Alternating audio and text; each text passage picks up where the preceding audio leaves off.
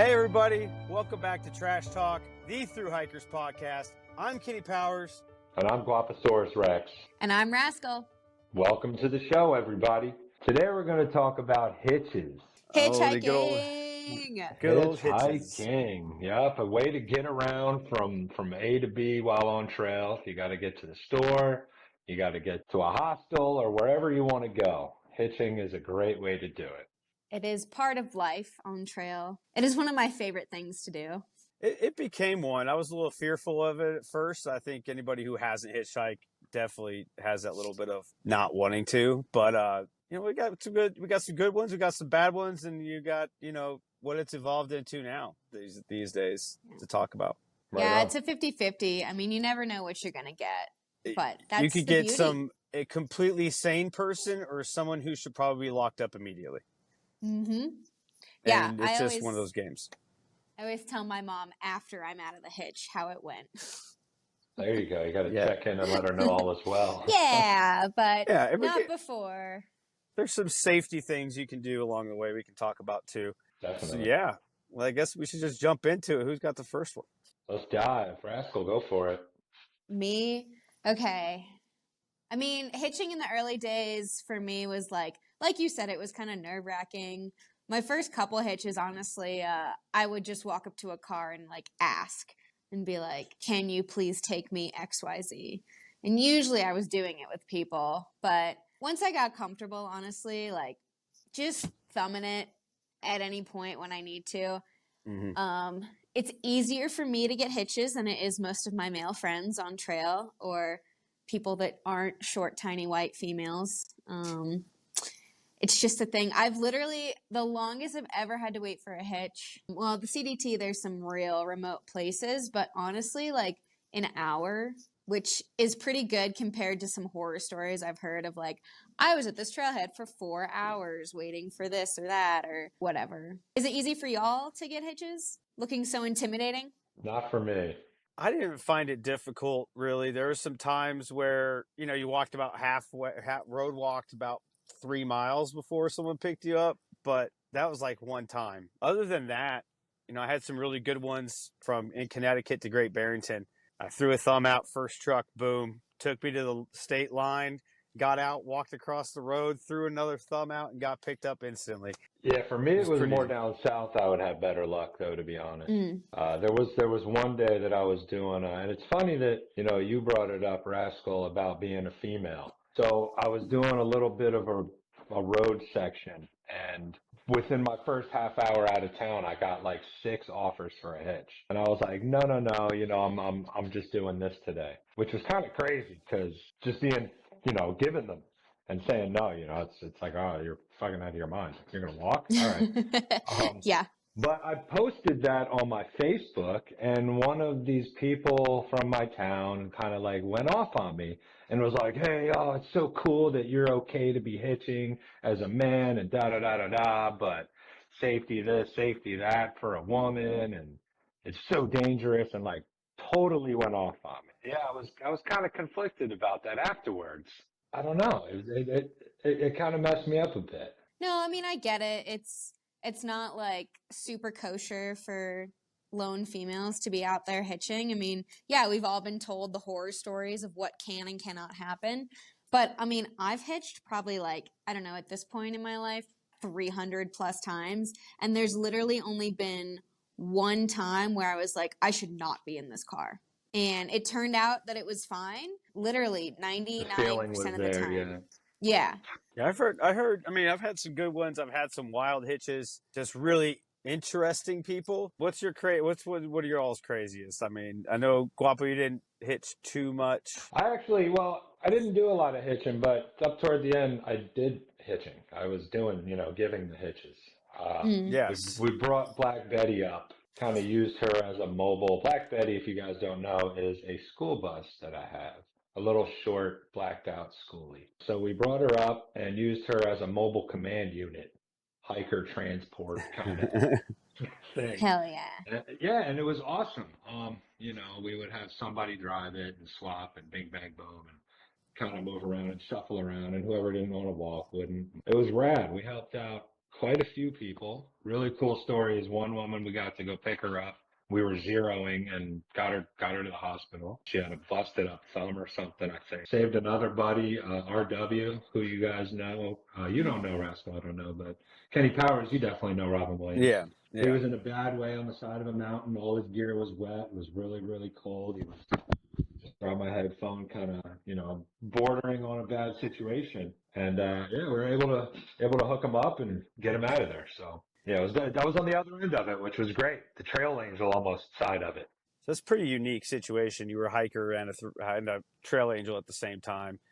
Sort of, but it was because the group. We were with at this point probably 20 to 25 people. Oh, damn. So Buck Daddy was just kind of doing her own thing, Mm-hmm. Yeah, right. Absolutely. And then every night we would have, this bus to come back and come home to, and eating good and getting around where we needed to. It was nice, man. It was nice. That makes resupplies easy.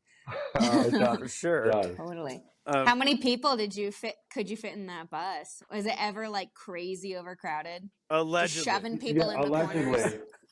Well, KP's group, because when I first came, when I got to Jersey, I came home for a little bit. It was when I met Shira and all them. You were with Big Z. Delaware Water Gap. So I went and picked you guys up and brought you back to the trailhead. And I think you guys were the first group ever.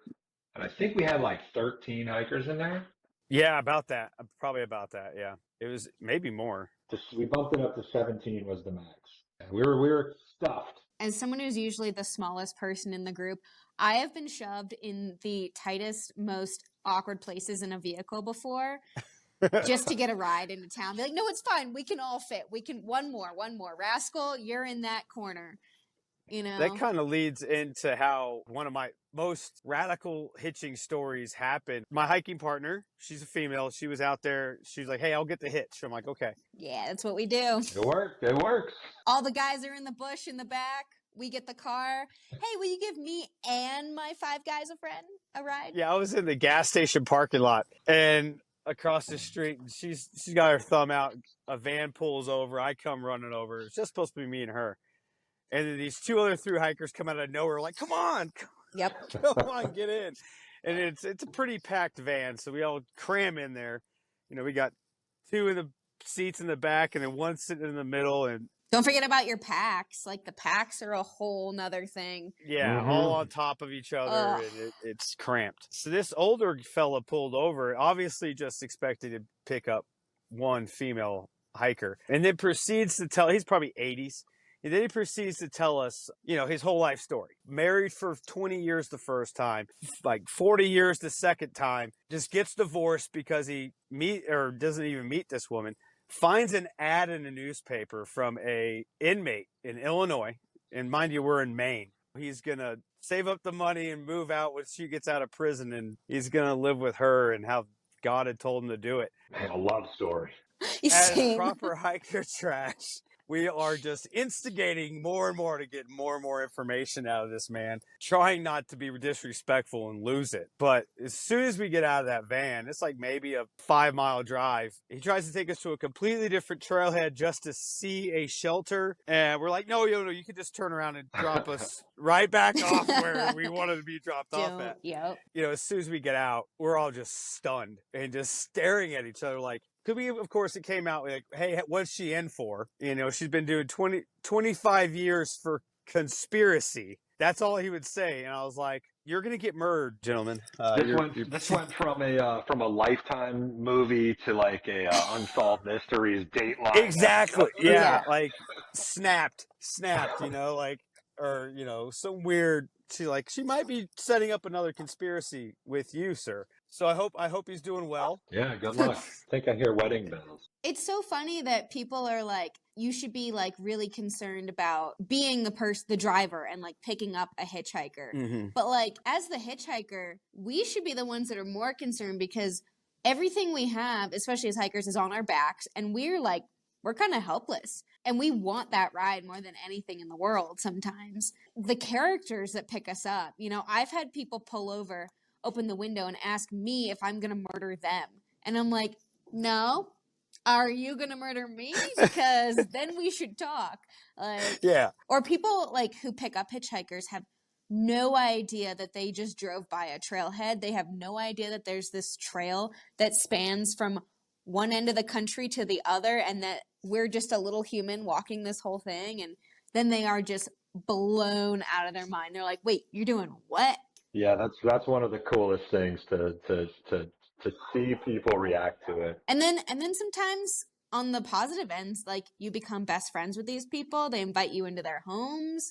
They invite you to shower and cook you dinner and sleep in a bed. And yeah, I got a hitch, and there was a guy who had hiked the AT in like '84. He's like, "You smoke green?" I'm like, "Yeah." So he took me to this like covered bridge that he like grew up around, and you know, we had a good time. It was like, oh, that's really interesting. I got a picture with him and all that good stuff. Yeah, sometimes I go to like offer a couple dollars or something, and I get offered money, or I get offered weed, or I get offered all these things. I'm like, you're the one already doing me a favor, you know? Then they buy you dinner, and then they buy you dinner, and you're like, thank you. Okay, cool. So also what goes along with hitches is like the evolution of how hikers have to get to town to resupply. And it's kind of evolving in a kind of a negative direction in some sorts. Not so much the hitching, but the getting the rides part. And Guapo and I had an incident like that really early on at Blood Mountain. We did. It was stormy. It was gross. It was terrible, terrible day. We were trying to go to Walmart in Blairsville. Yeah, and they had a whole list of shuttles that we were sitting there like running down the list one after the next. $80 for a ride, $100 for a ride. One lady I think hit us for like $140, wasn't she? I then called us back and upped it again. What the hell? Isn't it like less than 10 miles? It's like 13. I thought maybe 20, but I don't know. Either way, not far at all, especially for a vehicle. But yeah, they were definitely trying to get take advantage of us on. And then we lucked out and ended up getting that for $0. Yes, but we ended up giving the guy like $120. Yeah, yeah, we ended up spending what we were being charged anyway. Just out of like, hey, thank you. He was a vet as well, right? Mm-hmm. Yeah, he was, and his van was a little bit beat up, and you know it needed some maintenance, but like he was willing to do it for free. So I would rather give that $120 between all of us to a man who doesn't want anything than someone who's out there taking advantage of hikers. Because when you're out there and you're in the need of that ride, they're in control of you. Like there's a power position along with hostel owners and shuttle drivers, and it can get really hairy sometimes, or really pisses you off. It's business. It's big business on the trail. You know, on all trails, I'm sure. You know, even with that comes things like territory. So you get these shuttle drivers who are like battling over. It's like, what the hell is going on here? Yeah, I had a ride in California. I was trying to get this little town called Caribou Crossing. It's just like a campground because I had to pick up some gear that I had sent there, and I called this guy and I was like, hey, I've got mail at your place. Like, is there any way you could come get me? And he was like, oh, yeah, for sure. He was like, but you have to walk out of the little town that I was in, Belden, to the road. He was like, I will not turn into Belden. I will not go in there. I refuse. I will get you on the side of the road. And I was like, what is your beef, man? And he was like, we just have a long history and I cannot like get into their territory. And I was like, okay. He knows his limits. Did you walk? Yeah, I mean the road was like right there. I walked up and he grabbed me and we went and picked up my new backpack. So it all worked out. So Guapa, you were kind of around Uncle Johnny's and stuff when there was a little bit of a shuttle beef going on. Ooh, that's a town for a lot of beef. This year, there is a lot. Irwin is a big beef town. What was the shuttle beef at Uncle Johnny's? I was there. I ended up getting back to Irwin from Miss Janet. I don't know of the shuttle beef. Please do tell. Oh, are we talking about Delaware Water Gap? No. Okay. No. That's way further up. That's way further up. I'm talking a situation. All right. It wasn't so much shuttle beef as it was. There is a lot of drama built up along with the shuttle drivers outside of the hikers. Like the hikers are the innocents in this. I've gotten in a couple rides where the shuttle driver just talked shit about either a hostel they didn't like, the other shuttle drivers in the area, really just not nice things about people. And it's like, you don't belong in this community if this is how you're going to act. Yeah, and it's hard to hear when you're on trail too, because like you're just starting to realize about this under kind of subculture underworld that revolves around the trail. That is not at all the trail, but it is all these other beings and people and groups and all kinds of craziness. Yeah, the business side of it. Yeah, it's wild. It's wild to hear and come to understand that it exists.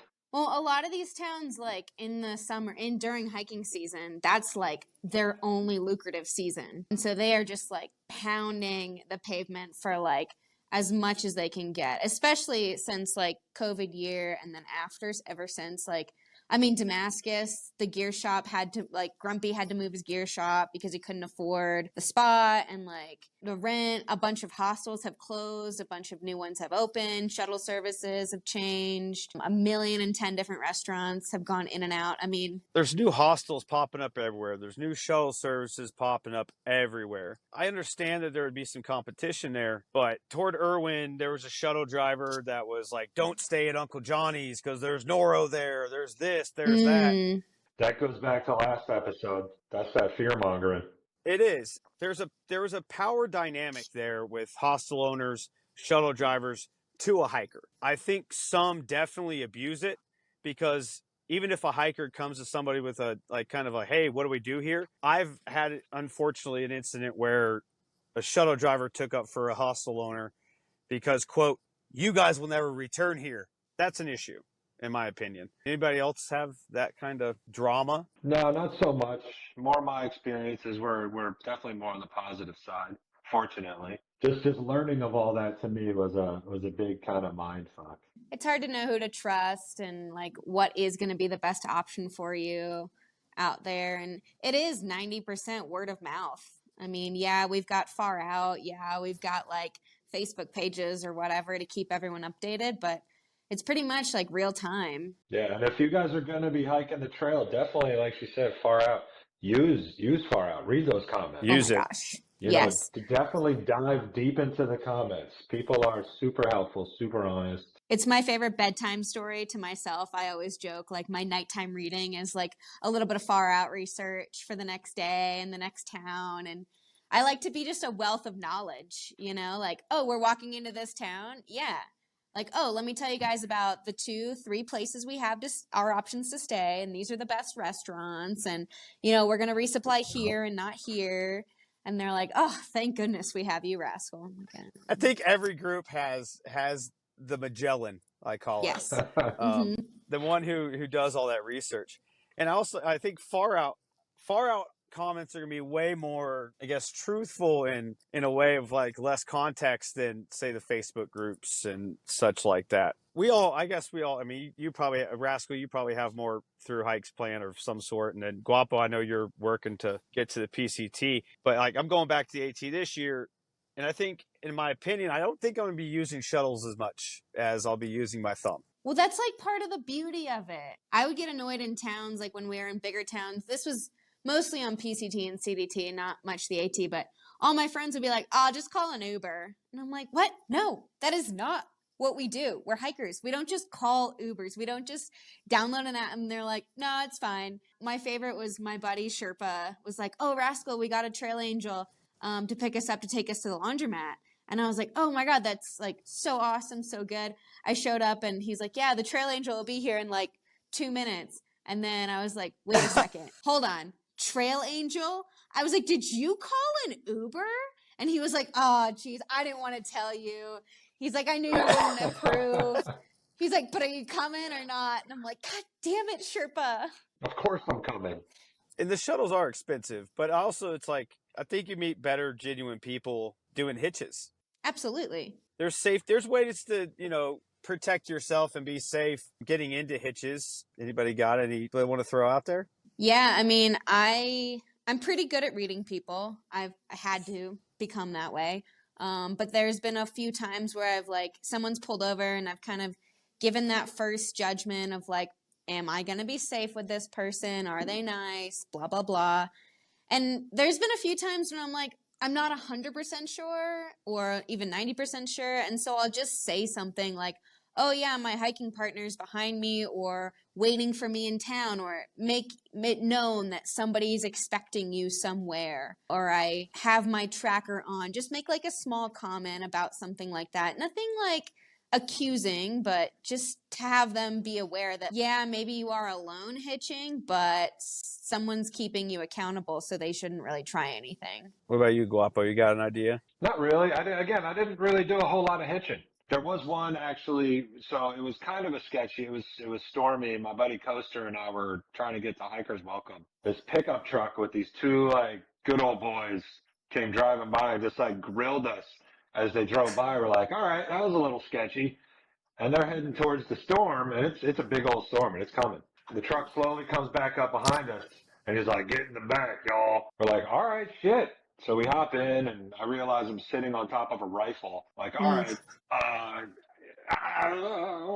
right. And then, yeah, it was all right. They dropped us off at Ike's Welcome and said peace, and that was it. So That's Yeah. awesome.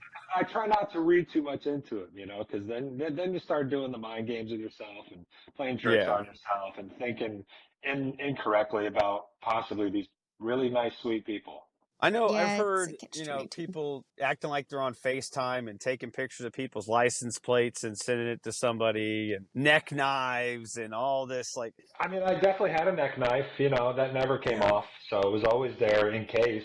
I think that was yeah, more Right. for like a raccoon attack or something. But, like fucking definitely raccoons. You just never know. more afraid of that. They'll But get you. yeah, Hitching definitely has a, oh, be scared of it type scenario, but once you it get does. further into trail, you're more confident with it. Yeah, I mean, and a lot of people who give these rides, like, they live around there. So there are those people that you meet that have no fucking clue that, like, you're on this trail and, like, doing this thing.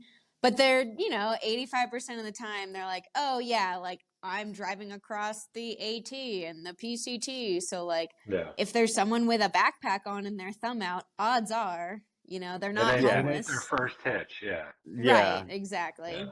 Well, Guapo, what was your best reaction when you did hitch and people were like, well, what are you doing? What was their oh shit moment? Like, you're crazy. It wasn't really any one specific moment, any one specific guy, or any one specific hitch. It's that conversation just really hits for a lot of people. It's such a wild thing to be doing.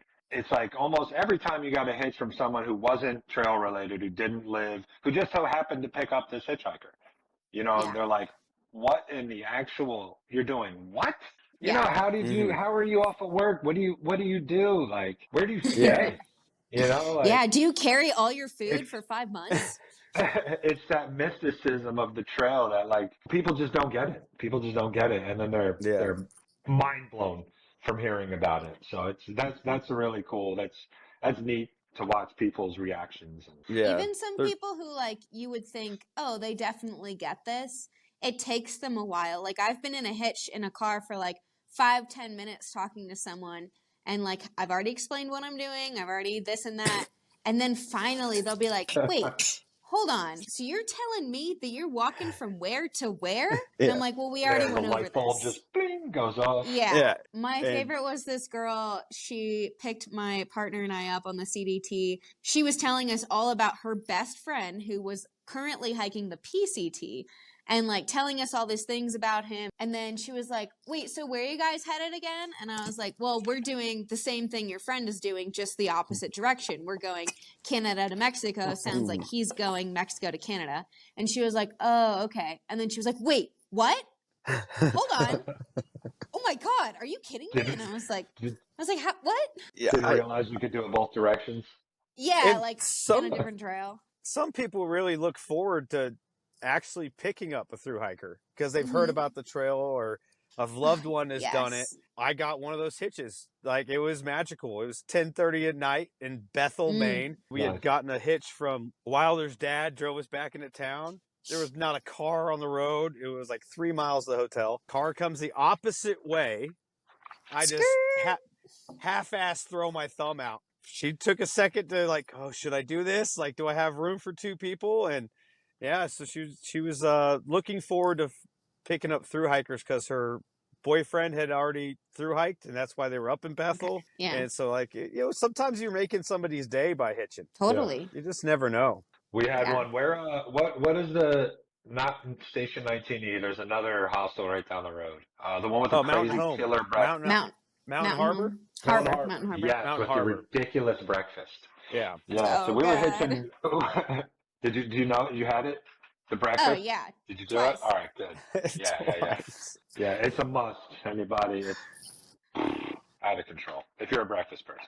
So we were hitching out into trying to get to the Dollar General, and this dude in his pickup truck kind of just whips around and gets us. He's got two Coors Lights in his lap, just ripping down. We're going like 60 up into the next town. Some those kind of hitches are the ones that I'm nervous about. Yeah, I've had a lot of friends. I haven't ever been picked up by a drunk driver, but I've had a lot of friends who have gotten picked up by drunk drivers, and they don't realize it until they're 2-3 minutes down the road, and they're like, "Oh, God damn it! Oh, Well, you're this is bad. shithoused.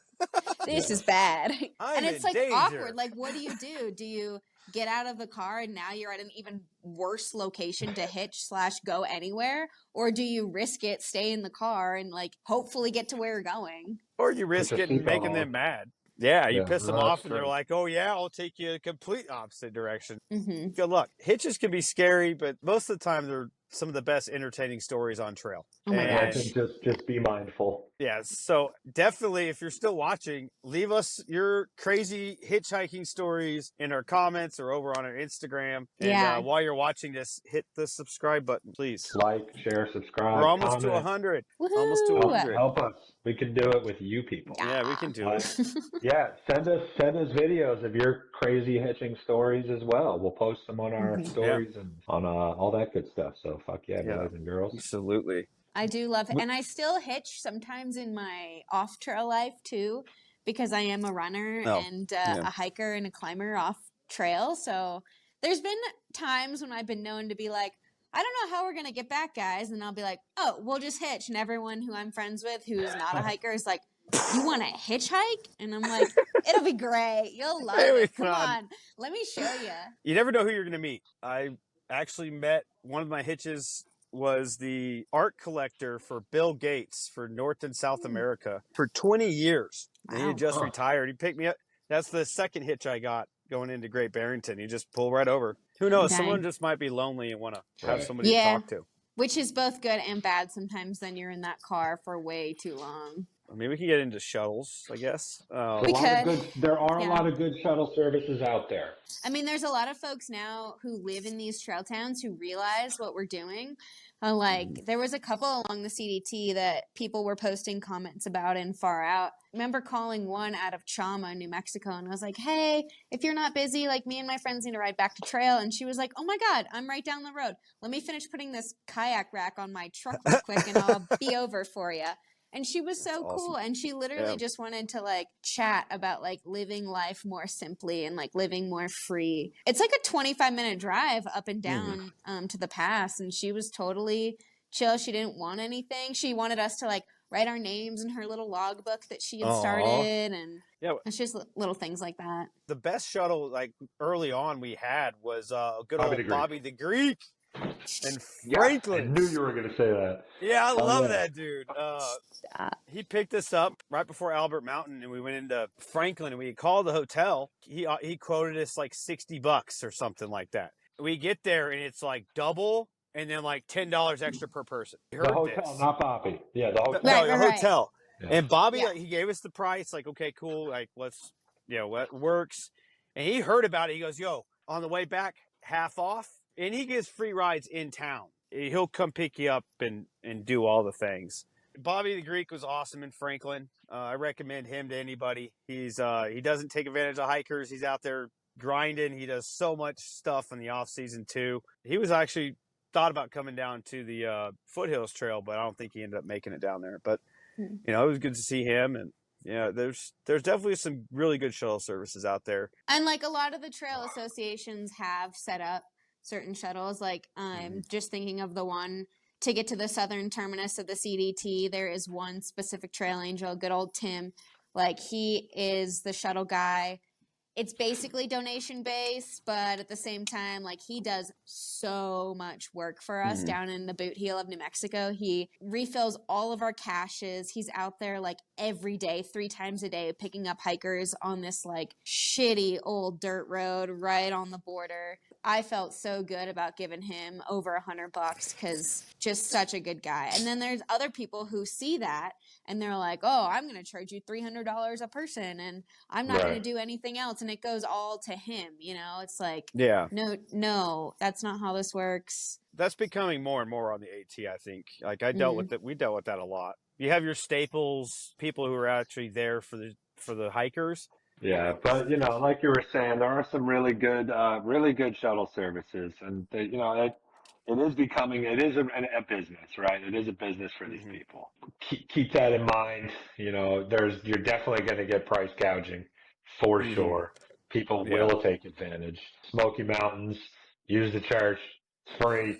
You know, just be there when they come get you. I had a good hitch up there going back up. Unfortunately, my shuttle driver broke his ankle in the parking lot.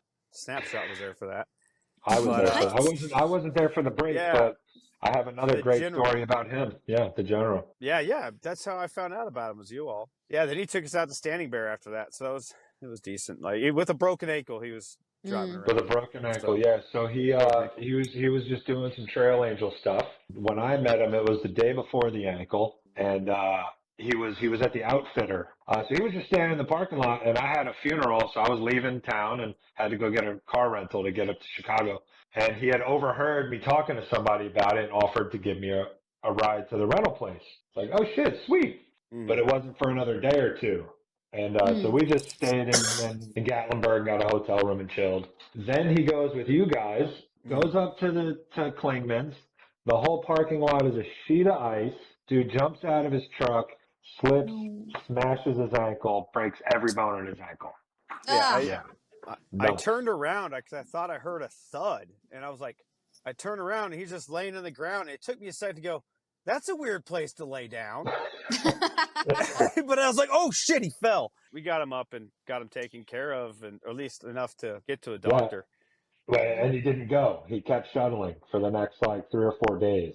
Yeah. He finally took me to go get my rental car, and with a broken ankle still, didn't know it was broken at this point. Took me out to breakfast at Cracker Barrel, and then I'm like, dude, you've got to went down the road to the Medi-Merge. A couple hours later, I get a text with an X-ray, and his whole ankle's just like mush. That was the day before I met you, Rascal. Was it? Yeah, Max Patch, like right after Standing Bear. Yeah. Okay, that's fair. So that was interesting. But I mean, there's such great people out there. Definitely look at the comments on Far Out because there's Trail Angels offering rides all the time on there. And I wish I would have known that prior. People don't really hammer that home much. Well, it's also hard because, I mean, we live in a society where people will just pay for convenience. Like 9 times out of 10, they'll just pay for convenience.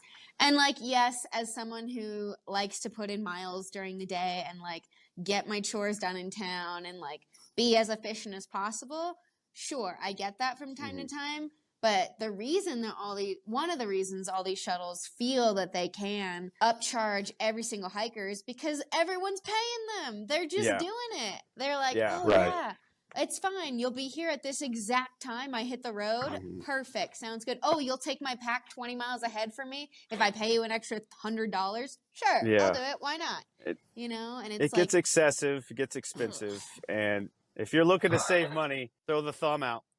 Right. Throw the thumb out. It's going to happen. And it works. The trail will provide. If you are meant to get into town, if you are meant to get back to trail, the trail will provide. Yeah, there's been times, there was a lot actually this past summer on the CDT when I would be hiking up to a road and I have already read the comments or already heard the rumors or the stories from hikers past and be like, you ain't getting a ride from that trailhead. Like that road, it took me 3 hours, this or that. We ended up sleeping on the side of the road, like no food, nothing until the next day. And every single time I'd just walk up and be like, okay, it's going to be fine. This is my time. The trail will provide. It's going to be okay. And 9 times out of 10, every time I was meant to get in or out of town, somebody came by, somebody picked me up, and I did not pay for many rides this summer at all. don't have to pay for rides out there on the AT. Definitely down in the south. It's way easy to hitch. Don't just look for a shuttle. Oh, Try to throw a it's thumb out also first. illegal up north. In Some certain places. places. But for the most part, they're just like, what are you doing? I'm like, just giving you a thumbs up. Keep up the good work. There was a spot in California, it was like pretty illegal to be hitching. And I hiked up to the road with 10 other hikers. There was literally 11 of us. We came in hot. And we get to the road, and my friend Chewy, she's like, guys, this is not happening. Like, we are never making it to town. And this one guy in one pickup truck rolls up, and he just looks at us all, and he goes, if you guys can squeeze in the bed of my truck, you guys can come to town. And we were like, all right, man. And we did. We fit 11 hikers and packs in the bed of one truck, and into Quincy we went for a music festival. For a music festival. That's even better. Yeah, bud. Absolutely. That's a reason to go into town. So good. Or I mean, destroyed this horse. I mean, I've always got more stories. That's true. Guapo, you got any more? One with a horse. I don't have any more. I'm storied up. You have one with a horse? Yeah, I've had a couple horses. Wait, you've never hitched with the Amish before? No, but I did go to an Amish restaurant first time on trail, which is pretty delicious. The one in Bland, Virginia? In Bland, yes, exactly. Yes. That's who picked me up, the Amish.